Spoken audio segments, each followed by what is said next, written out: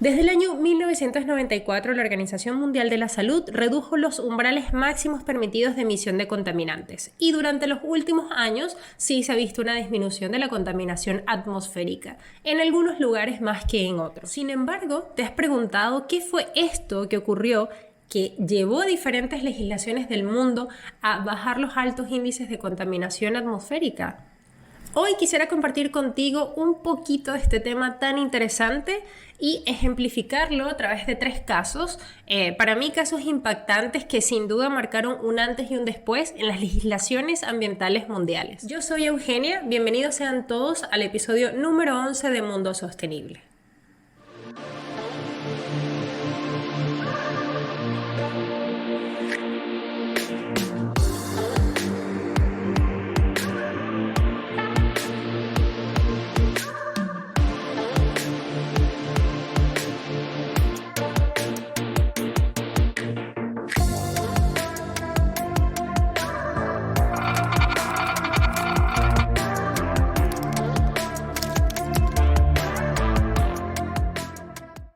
Fue Robert Angus Smith quien en 1850 demostró que las emisiones sí podían alterar la química natural de la lluvia, pero no fue sino hasta 1950, es decir, 100 años más tarde, que se consideró esto como cierto, después de evidenciar el daño progresivo que había en los ecosistemas y comunidades cercanas a las industrias. La contaminación atmosférica es un fenómeno que se ve expresado en diferentes niveles, afectando el desarrollo normal del sistema. Estos niveles pueden variar de acuerdo a factores geográficos o meteorológicos, como el clima, la temperatura y orografía. De hecho, son estos factores los que convierten a la contaminación atmosférica en un problema mundial. Básicamente, lo que hace uno le perjudica al otro, y también su origen. Esto depende si es una contaminación atmosférica natural u ocasionada por el hombre. Si nos referimos al origen, la contaminación atmosférica también se puede definir como una consecuencia directa de la quema de combustibles fósiles, actividades domésticas como la quema de madera, los tubos de escape de autos y en menor proporción, pero en muchísimo menor proporción, algunos fenómenos naturales como la erupción de volcanes, tormentas, etc. En cuanto a la contaminación atmosférica que nace por la quema de combustibles fósiles, no solo hago referencia a la quema de carbón. Si bien es uno de los elementos que tiene mayor participación en el calentamiento global, pues cuando hablamos de contaminación atmosférica hay muchísimos otros elementos que también tienen participaciones especiales. Consideremos que son muchas las transformaciones por las que puede pasar un elemento químico y que estos a su vez van a perjudicar al aire o a la atmósfera, tanto como las condiciones geográficas y el origen, en este caso el foco donde partió, se lo permita. Por ello podrían ser seguro más de 100 posibles contaminantes a los que la sociedad estuvo expuesta en algún momento o muy posiblemente, pero en menor proporción, seguimos estando expuestos. Estos contaminantes están divididos en categorías como los contaminantes sulfurados, acá intervienen los óxidos de azufre, sulfuro de hidrógeno, mercaptano, contaminantes carbonados, como el dióxido de carbono, monóxido de carbono o compuestos orgánicos volátiles y no volátiles, contaminantes oxigenados como el ozono, nitrogenados como el amoníaco o el ácido nítrico, los óxidos de nitrógeno, contaminantes como el plomo y sus derivados, y los óxidos de hierro y silicatos que tienen su origen en las fábricas de cemento y canteras, y el nivel de contaminación de estos compuestos es alarmante. Además de otros compuestos halogenados que nacen de combinaciones no muy deseadas en industrias como por ejemplo la metalúrgica, en este tipo de casos se hace necesario incluso crear procesos complementarios que recojan o manejen esas emisiones y eviten su dispersión en la atmósfera, pero lograrlo al 100% es casi imposible. Un compuesto halogenado del que seguro habrás escuchado antes son los clorofluorocarbonados, o CFC. El problema de este compuesto específicamente es que es extremadamente estable y por ello logra llegar hasta la atmósfera intacto. Al llegar a la atmósfera y entrar en contacto con el ozono, prácticamente destruye el ozono. Un solo átomo de CFC puede destruir hasta 100.000 moléculas de ozono. Por eso la capa de ozono estaba siendo tan afectada. Estas moléculas se encontraban en aerosoles, disolventes químicos y aires acondicionados. Pero acá intervino el Protocolo de Montreal en 1987, en donde más de 160 países firmaron un acuerdo para prohibir la producción de CFC y gracias a esto hemos podido recuperar nuestra capa de ozono. Sé que muchos no somos expertos en química, pero con mucho esfuerzo comento esto para que nos hagamos una idea de lo extenso y excesivamente complejo que puede ser hablar de la contaminación atmosférica. Ahora bien, cuando estas contaminaciones están presentes físicamente, se pueden transformar en smog oxidante o fotoquímico, hollín, smog ácido, lluvia ácida.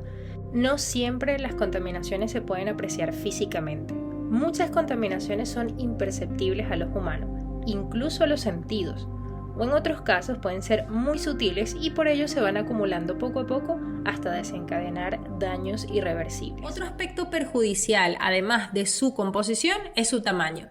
Existen polvos microscópicos que prácticamente pasan en suspensión toda la vida o toda su existencia, y estos polvos terminan siendo perjudiciales ya que son retenidos por nuestro sistema respiratorio. Las consecuencias de estas emisiones aún no se conocen del todo, pero se pueden mencionar algunas. Efectos en la vegetación, como por ejemplo la sensibilización de las plantas, retraso en su crecimiento o su desaparición. Efectos en los animales en muchos niveles hasta llegar a la muerte del mismo. Efectos en el entorno, como por ejemplo el efecto invernadero. Efectos en los materiales como la abrasión, la corrosión y por supuesto efectos en nosotros como el desarrollo de bronquitis, afectaciones cardiovasculares, asma y un lamentable sinfín de enfermedades. Casos en la historia que demuestren esto, miles. Lamentablemente en alguno de ellos las comunidades cercanas a los puntos de origen siguen sufriendo las consecuencias. Pero en otros casos se ha generado un cambio necesario en las legislaciones y las formas en que se llevaba a cabo el trabajo. Te presento alguno de ellos. Este episodio ocurrió en Londres, exactamente entre el 5 y el 9 de diciembre de 1952, pero perduró años.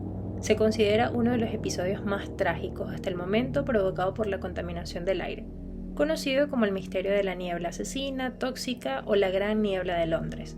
Se trató de uno de los smog más densos y jamás registrados. En ese entonces, Gran Bretaña era uno de los mayores productores de carbón. Para que tengamos una idea, en 1913, a un par de décadas del episodio, produjo una cuarta parte del carbón total del mundo. Además, para ese entonces los británicos seguían utilizando carbón para calentar sus hogares y sin regulaciones que limitaran el uso. Normalmente en invierno el humo subía y se enfriaba, pero ese día se originó un anticiclón. En este caso, las bajas temperaturas ya presentes condensaron con el vapor de agua que venía con el anticiclón, transformándose en niebla, y fue lo que no dejó escapar las emisiones de la ciudad. Básicamente, el aire frío quedó atrapado debajo del caliente. De esta forma, las emisiones de la quema de carbón no pudieron liberarse. Entre los contaminantes estaba el dióxido de azufre, que cuando se mezcla con las partículas de agua se convierte en ácido sulfúrico. Básicamente, la ciudad estaba encerrada en lluvia ácida. Por supuesto, la ciudad entró en caos. Cerraron sus carreteras y las hospitalizaciones aumentaron un 48% solo esa semana. Los habitantes estaban asfixiando ante 200 metros de espesor de la neblina oscura. Según las últimas investigaciones publicadas en el 2016, se concluye que este episodio tuvo aproximadamente 12.000 fallecidos, pero nunca se sabrá con exactitud entre personas y animales, y además el aumento de probabilidad de sufrir de enfermedades como asma, entre otros. Algo positivo de este lamentable episodio fue que el gobierno británico declaró que el aire limpio era una prioridad legislativa, y en 1956 aprobó la Ley de Aire Limpio. 14 años después lo hizo Estados Unidos, y en 1960 Francia publicó su primera gran ley ambiental, la Ley de Parques Nacionales, seguidos por diferentes iniciativas a nivel regional. Londres es actualmente una de las ciudades con mejor calidad del aire según importantes índices de medición, y esto gracias en parte a la Gran Niebla. Este accidente ocurrió en Ciudad de Bhopal, en la India, en diciembre de 1984. Se trató de una fuga al aire libre de isocianato de metilo en una fábrica de pesticidas. No se sabe con exactitud la cifra de afectados, pero se estima que fueron más de 7.000 muertos entre personas y animales, y 500.000 heridos que, hasta hace un par de años, seguían sufriendo las consecuencias. Se cataloga como la mayor catástrofe industrial de la historia hasta este momento. Existen varias hipótesis respecto a lo que ocurrió. Una de ellas señala que no se tomaron precauciones de limpieza y mantenimiento en la planta. Esto ocasionó que algunas impurezas entraran en contacto con el gas almacenado. Esto provocó la sobrepresión de las válvulas de seguridad, haciéndolas explotar. El isocianato de metilo es una sustancia tóxica que al entrar en contacto con la atmósfera se descompone en otros gases tóxicos como el fosgeno, que en grandes cantidades afecta el sistema pulmonar, la metilamina, un gas derivado del amoníaco, soda cáustica, un potente químico que de seguro has escuchado antes ya que sirve para desbloquear tuberías, y especialmente ácido cianhídrico, muy venenoso y volátil. Estos químicos entran a los pulmones a través del sistema respiratorio y también entran a través de la piel, atacando el sistema circulatorio. Si se inhala por mucho tiempo, provoca la quemadura química de los pulmones y tiene efectos mutagénicos. Estos efectos normalmente dañan el ADN y puede provocar enfermedades graves como el cáncer. Muchos de los sobrevivientes quedaron ciegos con daños neurológicos e inmunológicos. Algunas mujeres en estado de embarazo en el momento de la fuga dieron a luz hijos con malformaciones. Después de 35 años, la población seguía sufriendo las consecuencias de este episodio. Nacían niños con diferentes problemas y enfermedades crónicas como cegueras, cánceres, desórdenes hormonales, entre muchos otros. Este episodio ocurrió en Donora, Pensilvania. Murieron cerca de 100 personas y otras 6.000 de 12.000 habitantes requirieron atención médica de urgencia.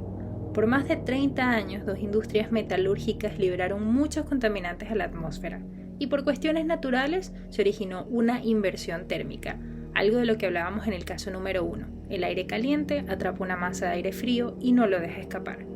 Este hecho generó la creación del Environmental Protection Agency, el EPA. La misión del EPA es proteger la salud humana y el medio ambiente a través del cuidado del aire, tierra y agua. En su página web indican que están muy comprometidos con la comunidad científica, las leyes federales y las comunidades. Este hecho también sirvió para que se crearan los estándares de calidad del aire. Es bastante curioso esto porque Estados Unidos tiene una posición cuestionable en cuanto a su participación y compromiso con el cuidado del medio ambiente, sobre todo si hablamos de contaminación atmosférica. ¿Se imaginan cómo sería actualmente la situación país si no existieran estos departamentos? Mucho que pensar. Regresando a lo que estábamos, el impacto provocado por los diferentes tipos de contaminación no afecta a todos del mismo modo. Por ejemplo, algunos animales pueden ser completamente inmunes a un determinado contaminante, mientras que para otros puede ser mortal. Episodios como el de Londres y este en Donora afectaron gravemente a los animales, ocasionándoles afecciones broncopulmonares en caballos y vacas y también ocasionando la muerte de muchos pájaros e insectos. Una enfermedad muy característica en el ganado es la fluorosis, causada por consumir gran cantidad de gas de compuestos fluorados. Algunos síntomas pueden verse en dientes y huesos, apareciendo manchas y debilitando al sistema en general. Luego los huesos sufren deformaciones y en la última fase el animal padece de trastornos digestivos y renales. En el caso de Donora, las autopsias revelaron que los niveles de flúor en el organismo de los fallecidos eran 20 veces superiores a los normales y se concluyó que la acumulación del fluoruro de hidrógeno fue la primera de las causas en las muertes. Hasta hace pocos años, este tipo de smog ácidos eran típicos en ciudades con industrias en las que se quemaban altas cantidades de carbón con contenido de azufre. Los efectos de esto los sufrimos todos. Por suerte, en países desarrollados es muy raro que se den estos episodios de accidentes. Esto puede ser porque los combustibles fósiles se queman en condiciones controladas y quizás hay mejores controles en cuanto a la combustión de carburadores de vehículos. Es notable que ha habido un descenso en general con respecto a la contaminación ambiental, sobre todo la urbana. Justamente el protocolo de Kioto en el 2008 se dirige de una manera muy especial a las industrias eléctricas, papeleras, siderúrgicas, cementeras, etc. del mundo. Sin embargo, en algunos países que están en vía de industrialización o ya industrializados, como es el caso de China, algunos países de Europa del Este o incluso algunos países de América Latina, esto sigue siendo un grave problema. La cantidad de vehículos, calderas, la cantidad de aeropuertos y su proximidad a las ciudades siguen generando que el aire en estos lugares tenga una calidad deficiente. Así que queda mucho por hacer. Nos vemos en otro episodio de Mundo Sostenible. Chao.